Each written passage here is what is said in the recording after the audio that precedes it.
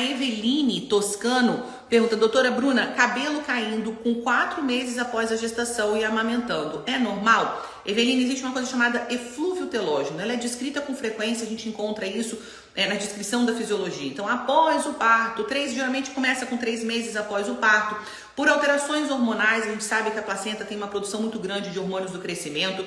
Então, após esse período, existe essa correlação com a queda do cabelo, porque ao contrário também, se você voltar na gestação, você vai lembrar que o seu cabelo diminuiu a queda, que aumentou o volume, que ele ficou mais brilhoso, que ele tem... E isso tudo em decorrência desses hormônios placentários.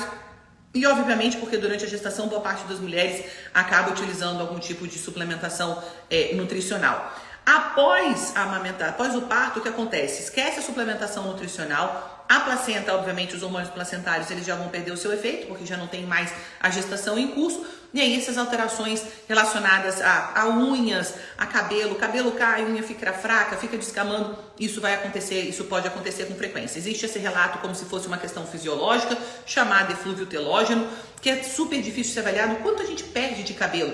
É 30%? É 10%? Quantos fios você perde por dia? E você tem que contar fios de cabelo por dia.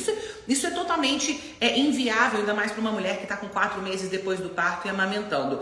Mas, obviamente, se existe essa percepção, se você nota isso, se você tem essas alterações, precisa de avaliação nutricional o mais rápido possível. Eveline, não é possível ficar sem avaliação nutricional, porque o que a gente às vezes vê são cabelos caindo, chumaço de cabelos caindo, assim, isso não é eflúvio telógeno de jeito nenhum. Eflúvio telógeno é a mulher que vai perder ali alguns fios de cabelo e percebe essa queda, mas isso aqui é esperado. O que não pode acontecer, daqui a pouco tá tirando o chumaço, daqui a pouco tá fazendo entrada no cabelo, daqui a pouco tá penteando o cabelo e tá ficando com um buraco. Isso, por favor, isso não é eflúvio telógeno, isso é uma alteração patológica do comportamento do crescimento do cabelo capilar e precisa de avaliação. A grande maioria absoluta desses casos é por deficiência nutricional. Eu falo para vocês aqui de forma repetida também. A mulher engravida e depois parece que ela não tem mais... ela engravidou. Aproveitar a presença de Pérola, inclusive, aqui para falar sobre isso, porque isso é um tema que eu e Pérola somos apaixonadas. Ela engravida, depois que o neném nasce, parece que acabou. O neném nasceu, agora não tem mais problema nenhum.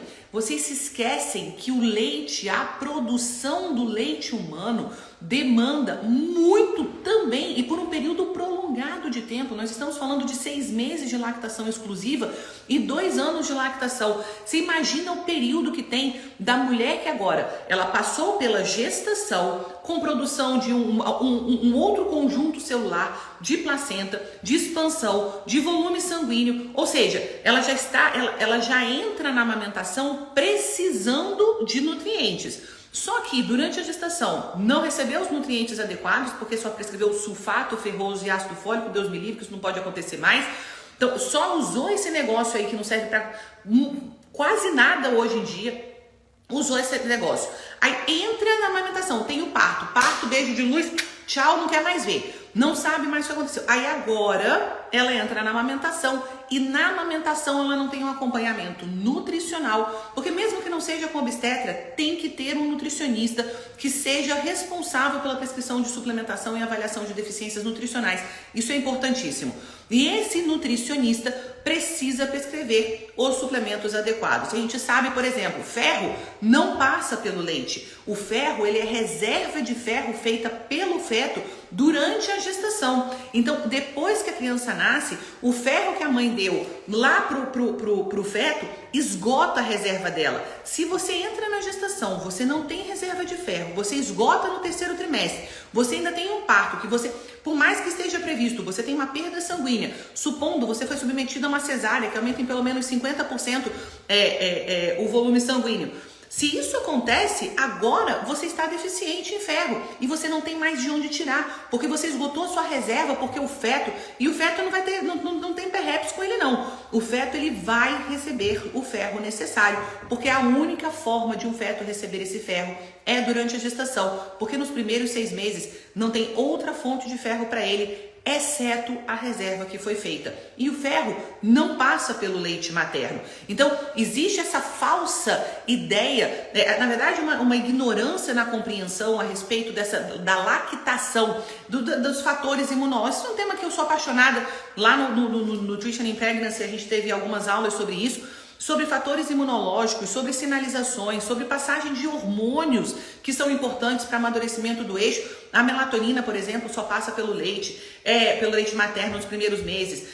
O ferro não passa, a vitamina D não passa pelo leite. A quantidade de vitamina D é absolutamente pífia em relação à necessidade do feto, porque a criança, teoricamente, já deveria estar exposta ao sol. Imagina o seu antepassado parindo, dizendo, não, eu vou ficar aqui agora de resguardo, quando ela, na verdade, tinha que sair para caçar, porque ou ela comia e saía para caçar, e essa criança tinha que ir com ela, sabe-se Deus aonde que essa criança ia no sling, sabe-se como. A gente tem essas ideias e depois parece que esquece.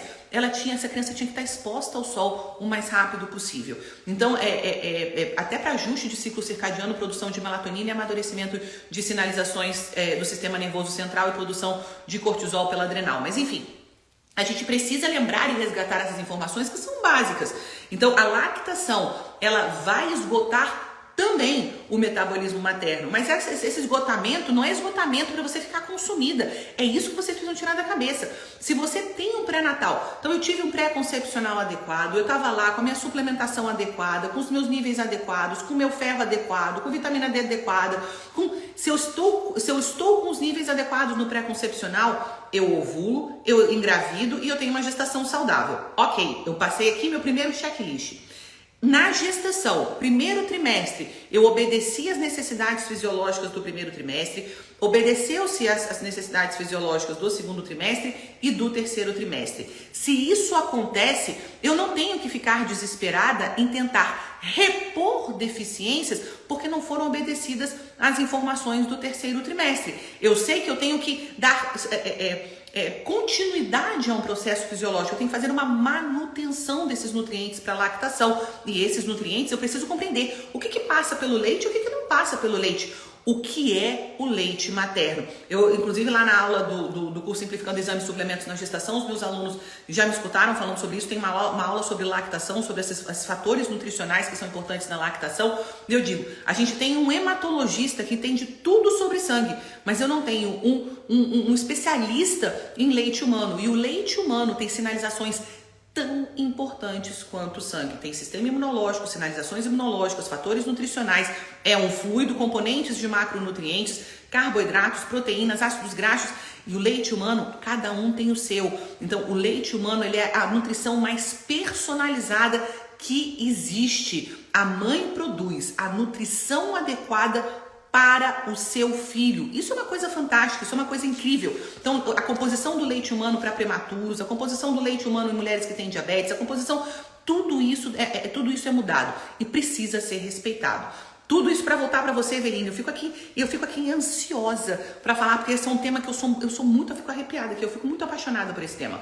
A gente precisa realmente compreender o que é a lactação, do ponto de vista de relação, inclusive, entre a mãe e a criança. Isso não é mais permitido. Eu acho assim, inadmissível nós estarmos no século XXI, ainda temos a ideia de que, não, é só uma suplementação, não, é só um pouquinho disso, não, pode tomar um chazinho daquilo. Quando nós sabemos que o leite materno, ele é fundamental para amadurecer o metabolismo daquela criança que nasceu e ainda não está pronto para o convívio com o ambiente externo, principalmente do ponto de vista imunológico. O sistema imunológico, eu acredito, e vocês me vêm falando sobre isso aqui também, é o sistema que nós temos que prestar atenção no século XXI. Doenças autoimunes, alergias, a criança que não pode comer mais nada, que não pode nem chegar perto de nutriente nenhum, que fica se coçando o dia inteiro, crianças que já nascem com dermatite, que já tem todos os tipos de atopia. Isso tudo, esse amadurecimento do sistema imunológico, ele vem da gestação, ele vem da lactação, e eu preciso de nutrientes para que isso aconteça. Isso para te dizer, Eveline, o seu leite vai passar esses nutrientes, você vai se esgotar e não vai sobrar para fazer o seu cabelo, não vai sobrar para estabelecer a sua unha, não vai sobrar para produzir os seus hormônios, porque a lactação, ela é fundamental. E o seu corpo, ele está modificado, assim como a placenta estava lá antes.